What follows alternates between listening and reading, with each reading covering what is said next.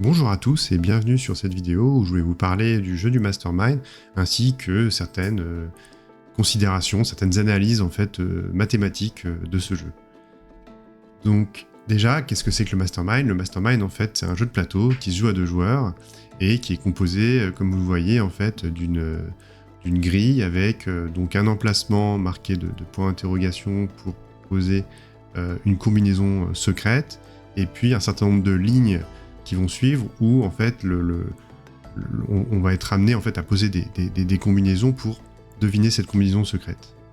Alors plus concrètement, comment ça se passe ? On va avoir un codeur qui va venir choisir en fait la combinaison secrète et la masquer au décodeur, et le décodeur en fait va venir poser dans les 4 gros emplacements des lignes successives en fait des tests, des combinaisons tests qui normalement vont de plus en plus se rapprocher en fait de la combinaison secrète, et le but en fait du décodeur c'est de trouver la combinaison cachée. Donc une fois que la première combinaison est proposée par le codeur va venir comparer en fait de son côté la combinaison proposée avec celle qui est cachée, et donc indiquer au décodeur le nombre de bien placés et de mal placés grâce aux 4 petits emplacements que vous voyez là, où il va mettre donc des petits picots noirs pour les bien placés et blancs pour les mal placés.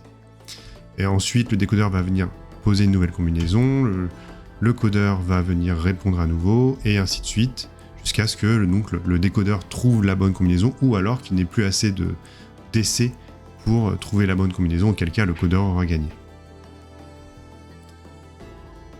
Alors, si on regarde encore un peu plus concrètement comment ça se passe, en fait, les pions, par exemple, dans cette partie-là, la première combinaison qui va être tentée, ça va être un rouge, un vert, un violet, un orange, et la réponse en fait du décodeur, ça va être 2 mal positionnés, donc il met 2 petits picots blancs.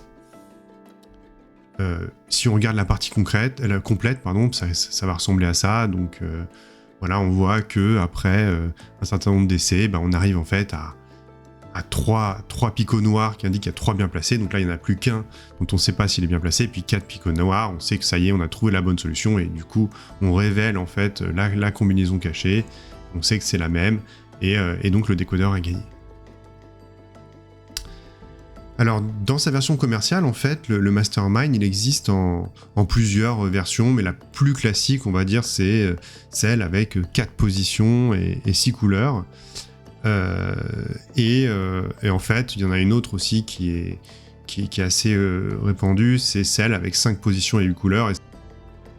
Alors, en fait, on va se poser un certain nombre de questions sur le Mastermind, et notamment une qui pour moi est assez intéressante, c'est est-ce que le décodeur peut toujours gagner ?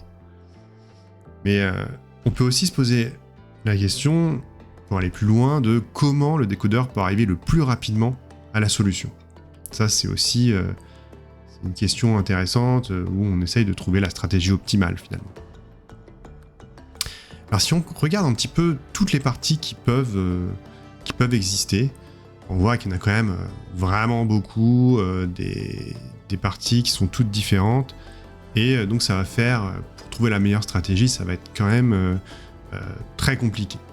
Donc on va se poser en fait une question préalable, c'est est-ce que tous les codes qu'on peut proposer, toutes les combinaisons, est-ce qu'elles sont toutes vraiment différentes les unes des autres ? Si on regarde par exemple le nombre de combinaisons différentes qui existent a priori sans considération, de manière un peu naïve, on va dire.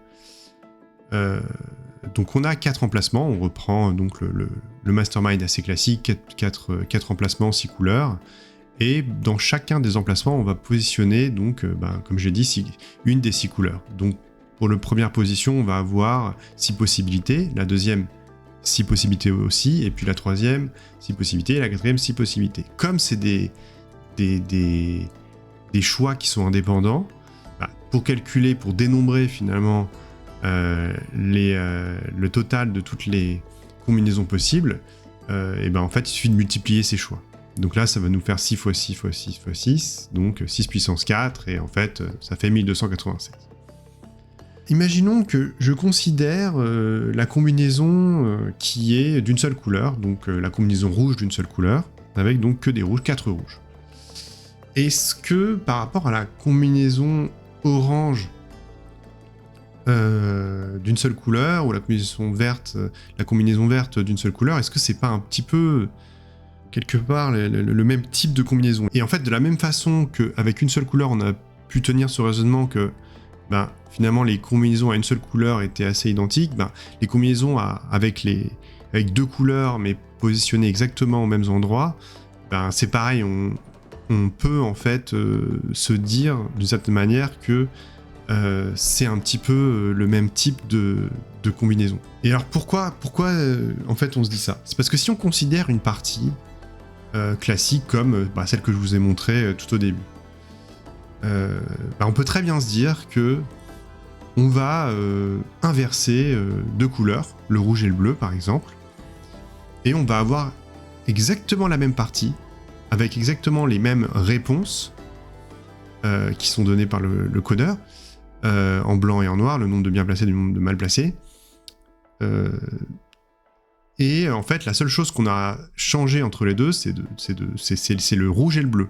Donc finalement, ce que je suis en train de dire, c'est que dans l'ensemble des parties qui sont possibles, on peut considérer qu'il y a une sorte de symétrie qui nous permet finalement de considérer beaucoup moins de parties différentes, en justement n'analysant que les parties qui sont vraiment uniques à symétrie de couleur près. Maintenant, on va se poser la question, quand est-ce qu'on peut vraiment considérer que deux combinaisons sont équivalentes à permutation de couleur près?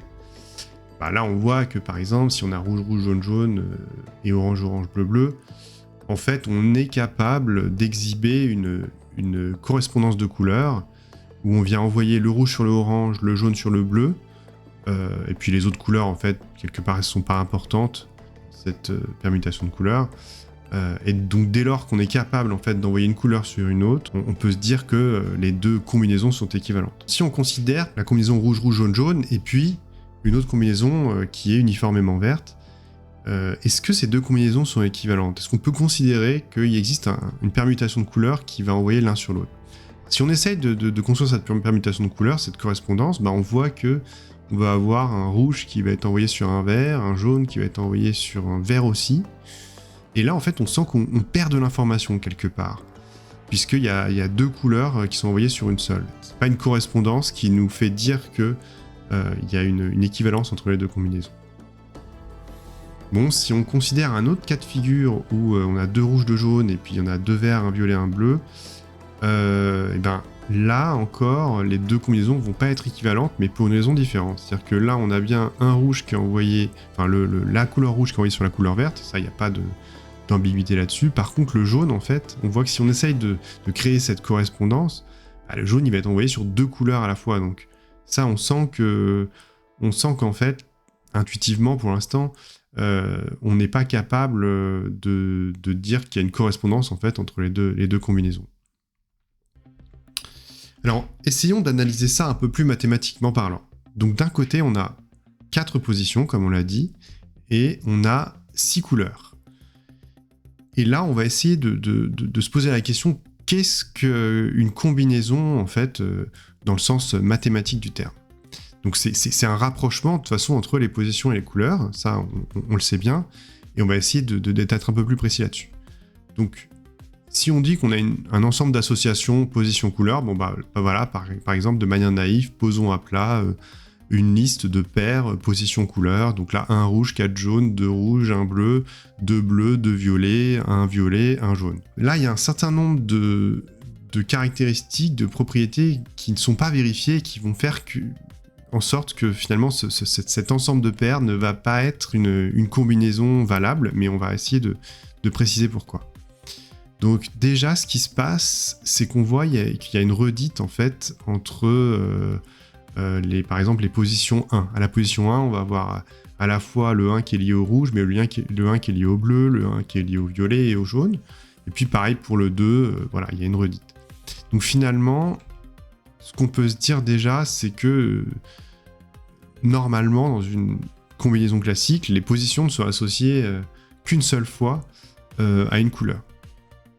Alors l'autre chose, c'est que on voit qu'il n'y a pas la position 3. Donc la position 3, ça serait bien de la rajouter. Donc là, on l'associe au bleu, par exemple.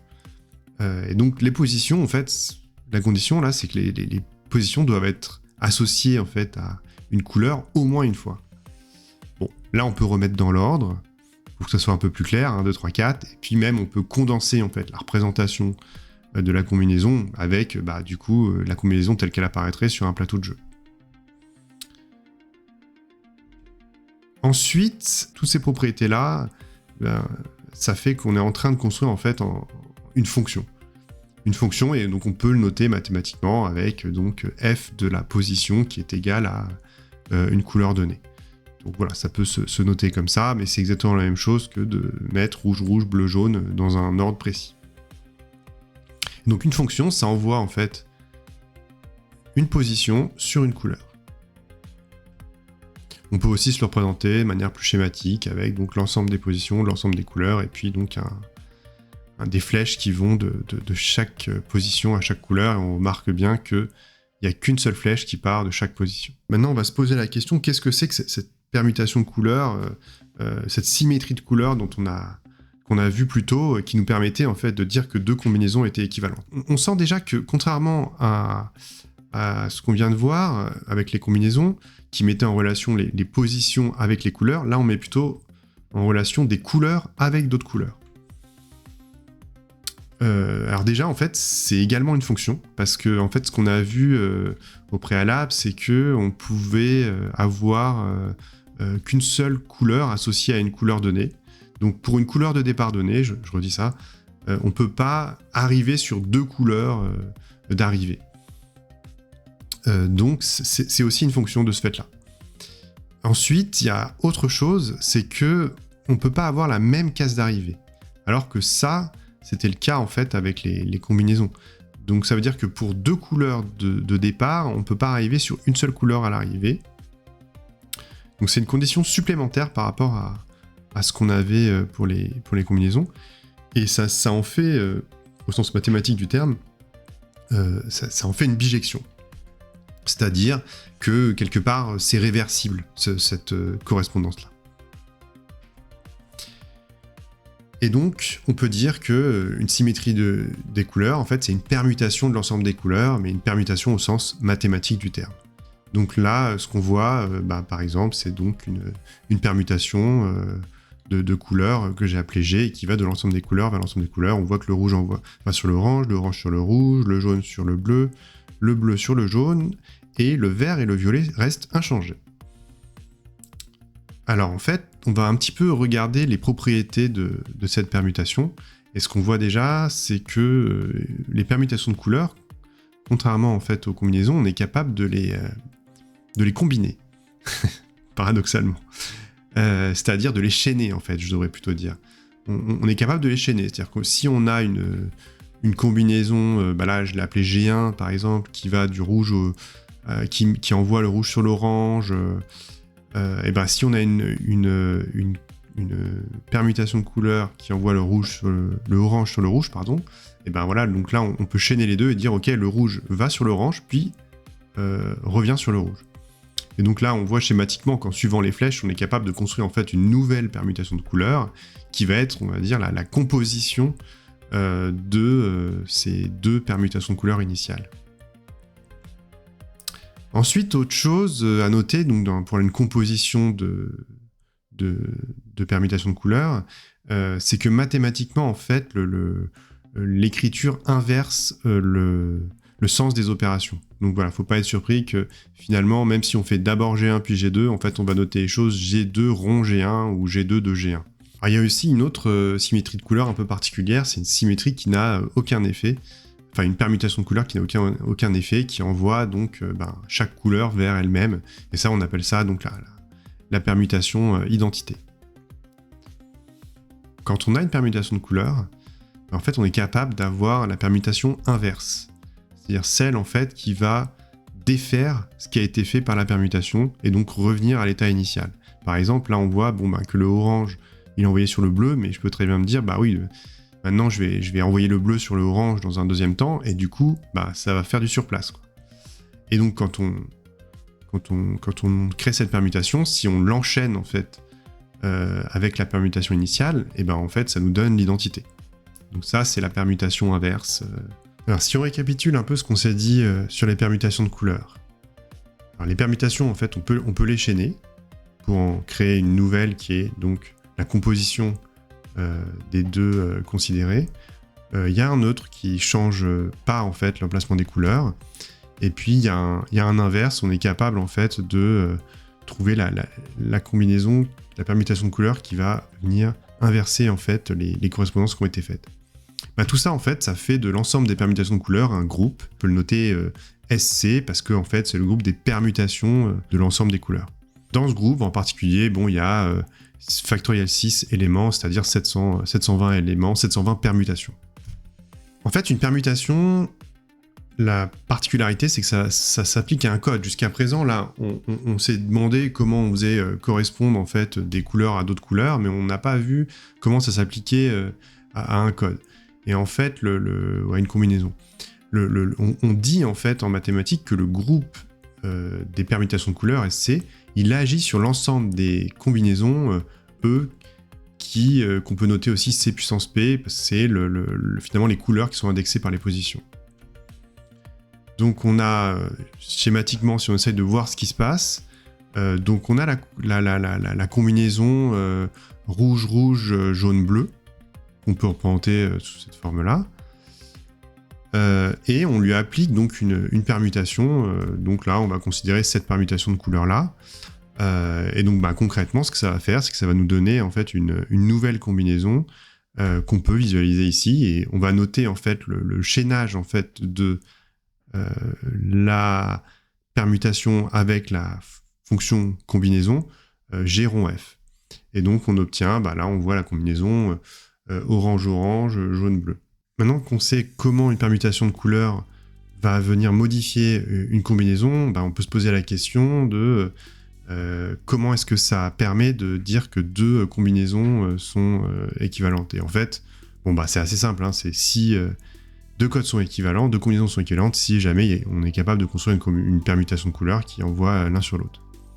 Donc là, c'était le cas avec donc la combinaison rouge-rouge, jaune-jaune qui va venir sur la combinaison orange-orange, bleu-bleu grâce à la permutation de couleurs rouge vers orange et jaune vers bleu.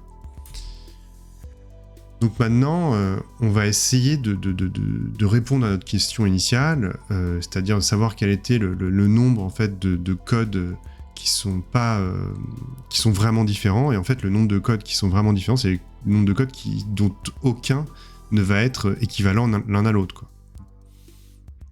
Donc voilà. Donc ça, en fait, ça correspond, si on réfléchit un peu, au nombre de possibilités de départ par exemple pour le codeur, finalement, le nombre de combinaisons qu'il a vraiment de disponibles pour sa combinaison cachée. On va essayer en fait de trouver ce nombre de combinaisons non équivalentes 2 à 2. Et pour ça, en fait, ce qu'on va faire, c'est qu'on va prendre donc du coup une combinaison de départ, donc la combinaison classique uniforme rouge, et on va lui appliquer toutes les permutations possibles pour voir sur quelle combinaison on arrive, et on sait que ces combinaisons-là, forcément, elles sont équivalentes en fait à cette combinaison rouge uniforme. Là, sans surprise, on va tomber sur toutes les combinaisons uniformes des autres couleurs, orange, jaune, vert, bleu, violet. Et là, en fait, j'ai pas mis toutes les permutations de couleurs, mais en fait, il faut imaginer que toutes les autres permutations de couleurs envoient sur les combinaisons sur donc une de ces combinaisons uniformes. Donc ça, c'était, on va dire, la combinaison uniforme et tous ces rouges et tous ces équivalents. Et maintenant, en fait, on va essayer de prendre une autre combinaison, par exemple rouge-rouge, jaune-jaune, et on va, pareil, lui appliquer toutes les permutations de couleurs possibles pour arriver donc à un certain nombre d'autres combinaisons. Et on sait déjà, en fait, que la combinaison rouge-rouge-rouge-rouge et rouge-rouge, jaune-jaune ne sont pas équivalentes, puisque sinon on aurait trouvé rouge-rouge, jaune-jaune dans la première énumération de combinaisons. Donc voilà, donc on est capable déjà de commencer à partitionner notre ensemble de combinaisons. de cette façon-là, et on a déjà 2 combinaisons qui sont pas équivalentes et qu'on peut considérer comme 2 points de départ en fait vraiment différents. Ensuite, on prend 3 couleurs, rouge, rouge, bleu, jaune, et on regarde quelles sont les combinaisons qui vont être obtenues en appliquant des permutations dessus. Donc on obtient un certain nombre également. Et puis on continue comme ça. Voilà, je ne vais pas détailler toutes les possibilités. Et en fait, ces différents sous-ensembles qu'on obtient en appliquant les permutations à des combinaisons, ça s'appelle des orbites. Et ça vient partitionner l'ensemble des combinaisons. Nous, ce qu'on va faire, c'est qu'on n'a pas besoin en fait de garder tous ces sous-ensembles, on a besoin de garder à chaque fois un représentant de chaque orbite pour savoir vraiment, quelles sont les combinaisons vraiment différentes. Voilà, on va garder un seul représentant de chaque orbite. Donc là, on garde le rouge, rouge, jaune, jaune pour le deuxième, et puis rouge, rouge, bleu, jaune pour le troisième, etc., etc. Si on essaye de reformuler notre problématique initiale qui était combien existe-t-il de codes vraiment différents, mathématiquement en fait, ça correspond à une question un peu plus précise, c'est tout simplement combien y a-t-il d'orbites dans l'action du groupe des permutations des 2 couleurs sur l'ensemble des codes. Et donc en fait on a dit tout à l'heure que les permutations agissaient sur l'ensemble des combinaisons, et donc c'est ça qu'on appelle l'action de groupe de permutation sur l'ensemble des codes C puissance P. Donc mathématiquement, si on essaye de noter un orbite, ça va se passer de la façon suivante. En fait, on note c'est l'ensemble en fait pour une combinaison donnée F, et en fait c'est l'ensemble des gérons F avec G qui va parcourir tout l'ensemble des permutations. Donc ça on l'a vu tout à l'heure, ça donnait l'ensemble des orbites. Donc l'ensemble des orbites, en fait, lui, il se note C puissance P sur SC. Donc en fait, on dit en fait qu'on va venir quotienter l'ensemble des combinaisons par le groupe SC qui va agir sur l'ensemble. Et donc on cherche en fait à connaître la taille le nombre d'orbites, donc la taille en fait de C puissance P sur SC. Alors comment faire pour trouver cette quantité ? On va s'appuyer en fait sur ce qu'on appelle le lemme de Burnside, qui est une propriété de dénombrement qui s'applique aux actions de groupe et qui dit la chose suivante.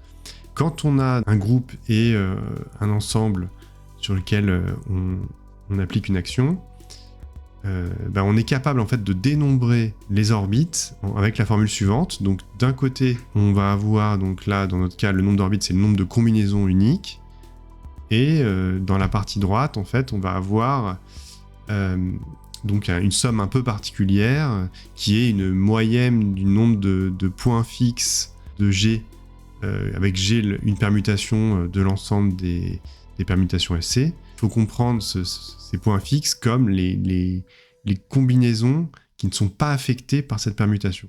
Donc je vais rentrer un tout petit peu dans le détail, et puis on va essayer d'effectuer le calcul. Donc si on considère G une permutation de couleurs, on va essayer de regarder à quoi ressemble fixe de G qui est donc, comme je l'ai dit, les combinaisons non affectées par G. Donc on a une permutation de couleurs qui envoie rouge sur orange et orange sur rouge, c'est un exemple, puis toutes les autres couleurs sont inchangées. Fixe de G, en fait, ça va nous donner quoi ? Ça va nous donner par exemple une combinaison jaune, qui elle, comme la couleur n'est pas changée, du coup on va avoir que cette combinaison uniforme jaune appartient à fixe de G, mais on peut dire la même chose pour la combinaison uniforme verte, bleue et violette, c'est le même raisonnement. Maintenant, on peut aussi se dire que toutes les combinaisons qui prennent ces couleurs non affectées en fait par la permutation, ça en est de même en fait. C'est-à-dire que peu importe où sont placées les couleurs et combien il y en a de différentes, du moment qu'il n'y a pas de rouge et de orange, on est tranquille et on fait partie de fixe de G. Donc voilà, là on a en fait cet ensemble-là. Si on essaye de dénombrer fixe de G, on voit qu'en fait, tout à l'heure, quand on faisait aucune hypothèse en fait sur les les permutations et qu'on essayait de dénombrer le nombre de combinaisons, on avait fait 6 puissance 4 pour trouver le nombre de combinaisons total. Bon là en fait, on n'a plus 6 puissance 4 combinaisons possibles, mais parce qu'on s'est enlevé deux couleurs qui sont le rouge et l'orange, qui font partie de la permutation de couleurs. Donc on va faire 6 moins 2 puissance 4, et donc ça va nous donner 256. Et de manière générale, en fait, on peut se dire que il suffit de prendre le nombre de couleurs total, de lui enlever le nombre de couleurs modifiées par les permutations, par la permutation qu'on considère, et puis de le mettre à la puissance, du coup, le nombre de positions de la combinaison, c'est-à-dire 4 dans notre cas, et on aura la réponse recherchée. Donc si on injecte en fait cette quantité dans la somme issue du lemme de Burnside, on obtient donc la quantité suivante. Ensuite, ce qu'on va faire, c'est qu'on va essayer de regrouper les termes, en fait, parce que là, on est en train d'énumérer toutes les permutations de couleurs possibles, et ça fait vraiment beaucoup, et sans doute qu'il y a plein de situations assez similaires. Donc on va essayer de regrouper, en fait, les permutations qui ont à peu près les mêmes propriétés, par exemple, qui changent le même nombre de couleurs. Et donc là, c'est ce qu'on voit, c'est que on va plus itérer sur les permutations, mais on va itérer, on va sommer sur les couleurs elles-mêmes, sur le nombre de couleurs changées, je devrais plutôt dire. Donc si on note R, le nombre de couleurs changées, et en fait, ce qu'on va voir, c'est qu'on se dit, ok, je vais compter déjà en vert, là, le nombre de permutations qui ont exactement ce nombre de couleurs changées là. Et donc, c'est ça, le nombre de symétries avec R couleurs changées. Alors si on essaye de compter en fait le nombre de permutations qui ont exactement R couleurs changées, on se dit que déjà on doit choisir les R couleurs qui vont être changées, donc ça nous donne R parmi C, et puis ensuite on doit se poser la question de combien il y a de façons en fait de perturber ces couleurs, et en fait on sait qu'elles vont être de toute façon changées de place, puisque c'est notre hypothèse de départ sur le nombre de couleurs modifiées, c'est qu'il y en a exactement R. Donc en fait, on utilise pour ça un nombre qui s'appelle le nombre de dérangements à R éléments, et que là j'ai noté DR. C'est le nombre de façons de déranger R couleur. Bon, finalement, si on remet tout ça dans la formule initiale, on obtient cette expression-là, et on va essayer de retravailler cette expression pour arriver à une somme un peu plus intelligible. Donc déjà, on va commencer par développer le nombre de dérangements. En fait, le nombre de dérangements, on a cette identité-là qui, au premier abord, va nous complexifier un petit peu la somme, puisqu'on va l'injecter dedans. Ensuite, on va réarranger, on va développer plutôt le coefficient binomial R parmi C, et donc ça, on met la formule classique. Et puis, on va simplifier un petit peu par factoriel C notamment, et on va remettre les symboles somme au départ pour avoir cette nouvelle formule-là. Alors si on reprend cette formule et qu'on essaye en fait alors donc du coup c'est une double somme, on va essayer en fait de la simplifier quand même, mais on va pas en fait sommer. Donc là on voit qu'il y a deux sommes, il y a une somme suivant R et une autre suivant K. Et en fait, on va un peu changer les indices pour sommer en diagonale. Et en faisant ça, en fait, on va faire apparaître une quantité qui s'apparente en fait à ce qu'on appelle le coefficient de seconde espèce de Stirling, et qui donc a cette expression-là. Donc c'est T parmi P, mais dans le sens coefficient de Stirling de seconde espèce. Et en fait, ça correspond, pour donner un tout petit peu une intuition, au nombre de façons de découper un ensemble à P éléments en T parties exactement. Donc ça, en fait, ça simplifie, entre guillemets, l'expression qu'on a précédemment, puisqu'on reconnaît exactement cette formule-là. Et finalement, on a notre expression finale, en fait, du nombre de combinaisons uniques, qui donc a cette tête-là. Si on considère en fait que le nombre de couleurs est toujours plus grand que le nombre de positions, on peut retrouver en fait l'expression d'un autre coefficient assez connu qui est le PIM nombre de Bell B indice P. Et lui, en fait, ça correspond au nombre de façons de partitionner un ensemble à P éléments.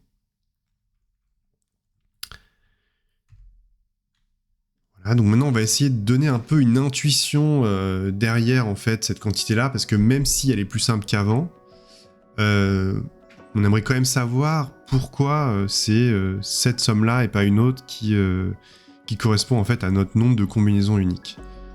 Donc si on écrit cette somme, en fait, pour le cas où on a 4 positions et 6 couleurs, on va obtenir donc ces différents coefficients-là.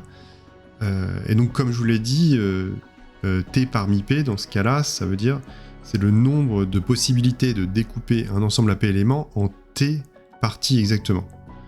Donc là, le premier coefficient, 0 parmi 4, pour découper un ensemble à 4 éléments en 0 parties, là, il y a 0 possibilité. Donc là, finalement, ce premier terme, en fait, de toute façon, il correspond à rien, donc on va pas trop s'en occuper. Bon, par contre, si on se pose la question, combien il y a de possibilités de découper un ensemble à 4 éléments en une seule partie, finalement, il n'y en a qu'un seul. Une seule façon de découper cet ensemble-là, et c'est en mettant du coup l'ensemble lui-même. Et donc ça, en fait, ça va correspondre à notre combinaison uniforme rouge, c'est-à-dire que là, il va y avoir qu'une seule partie, et donc par une seule partie, il faut comprendre qu'une seule couleur, et donc on va avoir la combinaison uniforme. Maintenant, si on s'autorise finalement 2 sous-parties, donc 2 couleurs, on va avoir cet ensemble de combinaisons-là. Et si on s'autorise 3 couleurs, on va avoir cet ensemble de combinaisons-là.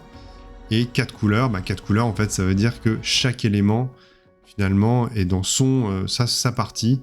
Et donc, ça correspond à avoir une couleur par position. Et finalement, si on somme tout ça, on obtient 15. Donc, il y a 15 combinaisons vraiment uniques à permutation de couleurs près. Alors, avant de conclure, je voudrais juste attirer votre attention sur quelque chose d'autre, à savoir qu'il y a une symétrie dans ce qu'on a vu, qu'on n'a pas considéré jusqu'à présent, et qui peut être aussi intéressant pour nous pour réduire encore le nombre de possibilités. Si on redispose un peu différemment les combinaisons qu'on a obtenues, on peut remarquer la chose suivante, c'est que, par exemple, pour la combinaison rouge-rouge, jaune-rouge, changeant de position le jaune, on obtient un certain nombre de combinaisons qui étaient déjà présentes dans la colonne où on s'était autorisé que 2 couleurs. Donc qu'est-ce que ça veut dire, ça ? Ça veut dire que finalement, si on considère une symétrie non plus de couleurs, mais de position, en fait, on est capable de trouver d'autres équivalences entre combinaisons.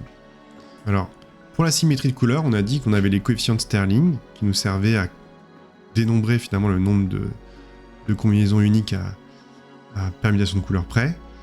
Il faut savoir que pour les symétries de couleurs et de position, si on prend les deux en compte, on a en fait une autre formule que je ne vais pas démontrer ici, mais qui va s'appuyer en fait sur la fonction, les termes P indice K qui correspondent en fait au nombre de façons de découper l'entier P en K parties. Donc si on revient à notre configuration initiale, 4 positions 6 couleurs, et qu'on refait donc notre énumération de coefficients, donc on va avoir cette somme finale. Donc cette fois-ci, on considère à la fois les permutations de couleurs et les permutations de position, et on obtient donc cette somme finale. Et si on essaye de réinterpréter en termes de combinaison à quoi ça correspond, P0 de 4, ça vaut toujours 0 et c'est l'ensemble vide. P1 de 4, on va avoir 4 rouges, ou une couleur uniforme. P2 de 4, on va avoir soit 3 et 1, soit 2 et 2. Donc 2 combinaisons différentes à ce niveau-là. P3 de 4, ça va correspondre en fait à donc l'utilisation de 3 couleurs. Ça va en fait être qu'une seule possibilité, finalement. Et puis P4 de 4, ça ne change pas. Et en fait, on obtient au final 5 couleurs vraiment uniques. Alors pour finir, en fait, j'ai mis en place un tableau où on compte en fait pour chaque configuration possible, donc allant de 1 à 8 positions et de 1 à 8 couleurs, on compte en fait le nombre de codes vraiment uniques, le nombre de codes de départ vraiment uniques que le codeur peut proposer. Et donc on voit en fait que finalement ce nombre il est pas très élevé. Et dans les deux cas qui nous intéressent, donc 4, 6 et 5, 8, il est respectivement de 5 et de 7. À comparer d'un côté avec donc 1296, notre dénombrement initial qui était vraiment énorme, et puis pour 5 positions de 8 couleurs, là on est à 32 768, donc il y a encore un ordre de grandeur au-dessus, quoi. Donc voilà, on voit qu'en fait c'est vraiment très important de considérer ces équivalences, ces symétries de position et de couleur, parce que ça va nous réduire drastiquement en fait le nombre de parties qu'il va falloir étudier pour connaître la meilleure stratégie pour le décodeur, pour arriver en un minimum de coûts à la solution. Voilà, donc j'en ai fini pour cette vidéo, et donc vous aurez peut-être la suite un jour.